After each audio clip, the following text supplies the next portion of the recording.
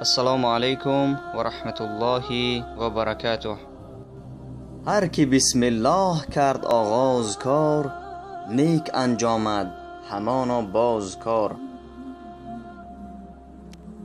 رسول الله صلی الله علیه و سلم در مورد نوشیدن آب فرمودند: بسم الله بگویید، با دست راست بنوشید، نشسته بنوشید، با 3 نفس بنوشید.